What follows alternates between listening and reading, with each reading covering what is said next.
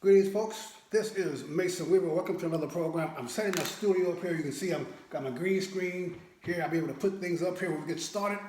But it's too much happening in the news today, too much happening in the news this week, and I want to take a moment from fixing my studio up to sit down and tell you what's going on from my point of view.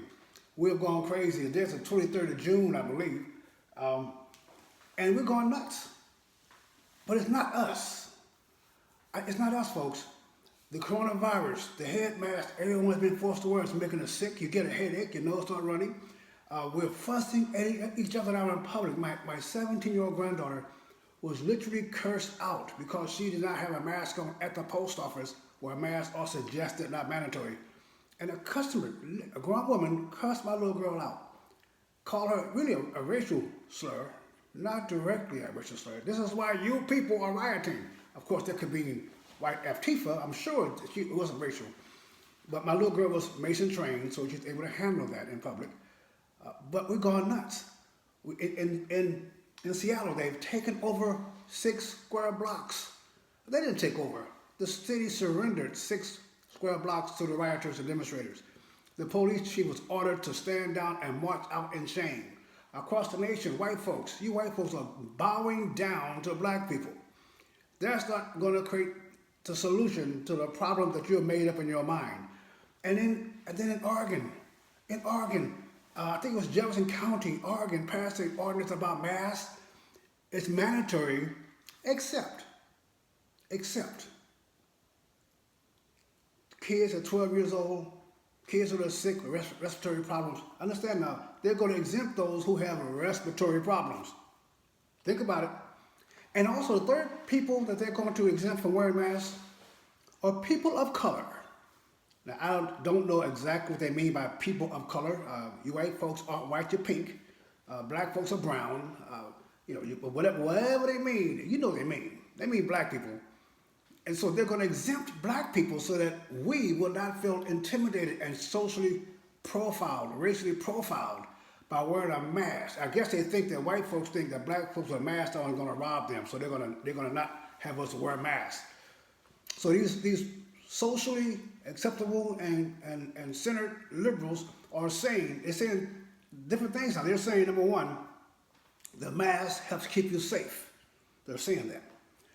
And so if the mask helps keep you safe, and they're saying that black people are more likely to die from this disease. They're saying black people especially, and Hispanics and Indians need to have this mask on. If they're saying that, and somebody tell me, I'm a little country boy, you tell me then why are you exempting black people from wearing masks? If your labels are correct, if the coronavirus is killing more black people and the mask helps save people from dying, then your actions of exempting black people is killing more black people. So either you're racist and want to exterminate black people, or you're lying about the effects of masks on this virus. So I don't know which one it is because I'm just a little country boy that doesn't know any difference, but it seems to me that there's something going on that's foolish. Second thing I want to talk about is this new NASCAR driver, the only black NASCAR driver on the circuit, complained that he found a hangman's noose in his garage. And all you white folks bent over backwards and forward trying to express your total horror of a hangman's noose.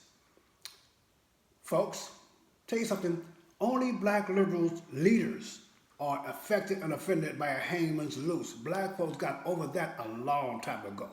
The KKK wore their white sheets because black folks were afraid of ghosts. Oh my goodness, we got over that a long time ago. So he found a hangman's noose, and all of NASCAR, all the drivers marched with him to the NASCAR starting line because they want to show solidarity with this man. And then they decided to take down all the Confederate flags. They're going to ban the Confederate flags from NASCAR because that's a racial symbol. And then they found, of course, it's another Juicy Follette. The guy in Chicago that faked his own attack by white folks, Trump supporters. Remember that guy? Yeah. Same situation. The guy even looks like them. Doesn't he look like him? So they found out that hangman's noose was a rope tied onto the garage door opener and closer. So you pull the garage door down, and it's been there for years. It's been there for years, folks. So this was planned. I don't know who planned it. I don't know if the driver planned it for publicity, because he got a whole lot of publicity out of it.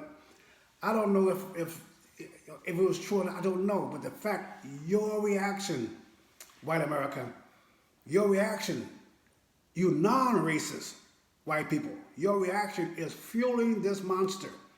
When are we going to start laughing at these fools? When are we going to start saying that black people are not crippled, that black people are not handicapped, that black people we can stand to be in the face of somebody who don't like us? When are we going to start saying that every problem facing black people is not your fault, white America? When are you going to start saying, get up and compete? When are you going to stop backing down, bending over, and allowing these liberals to affect your way of thinking? When are you going to get enough of this and join us, the black conservatives, to push back and join us, the black conservatives, and stand against this mess? When are you going to start doing that? We're all getting tired of this. We're all getting tired of this. Rumors. I'm getting emails and text messages every day, almost every hour. Mason, I heard they're going to do this. Mason, I heard they're going to do that. Mason, I heard. And you react on the hearsay. Are you kidding me, folks? This thing that we're worried about is not real. Black people are not angry at white people, and white people are not angry at black people. It is a mirage. Your TV is lying to you. Your TV is lying to you. You go around your business all day long, you see black people and white people going together, going shopping together in the parking lots, going to the restaurants, going to the games. You see them all day going to work together all day long. You see them on the freeway. You see them even conflicting with each other. They have a black person and a white person have a car accident.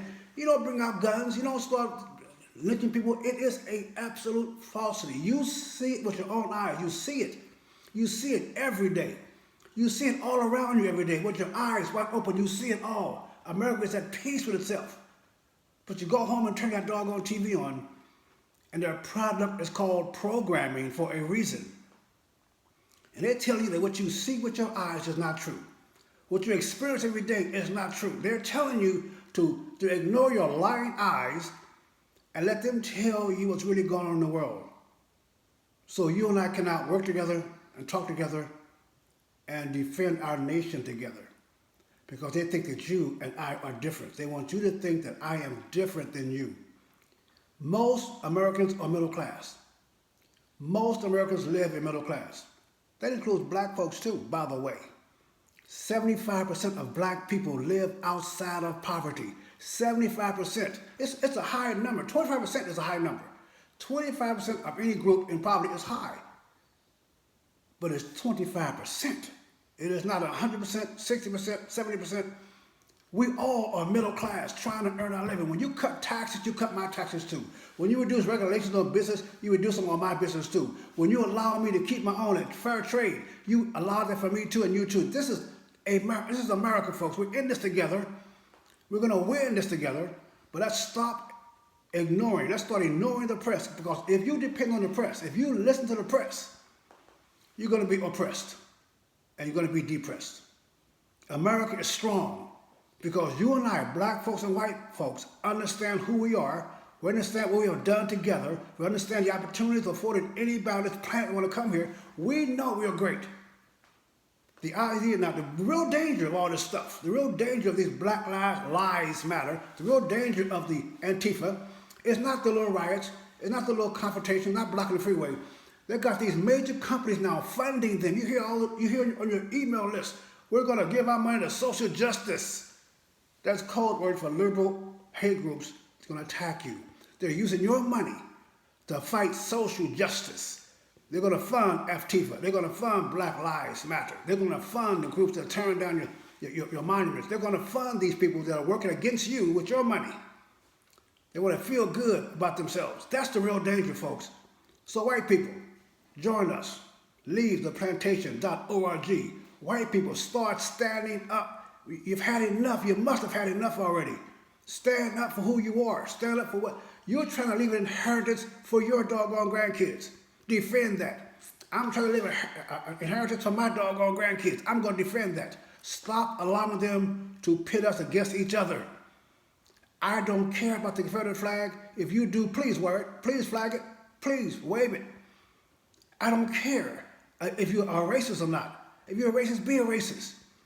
But let's turn together and face this problem. In World War II, Pearl Harbor happened, and we had racial problems in this country. We put them aside. We had racial problems in the military. We put them aside. We had an enemy to take care of, folks. And then after the war, we took care of that racial problem. It's called the Civil Rights Movement. We will take care of ourselves, but first we got an enemy facing both of us. It's time for us to unite. Let's stop the garbage. Stop allowing the liberal left to tell you what you're doing. Listening to the press.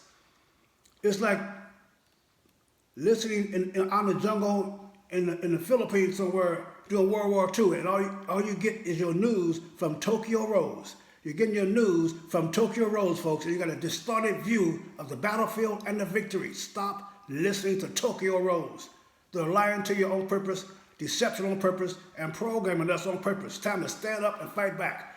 We're going to win this. Join me at leavetheplantation.org. Join us. Engage with us. And let's start pushing back at this nonsense. This is Mason Weaver. Stay right or be left. Love you guys.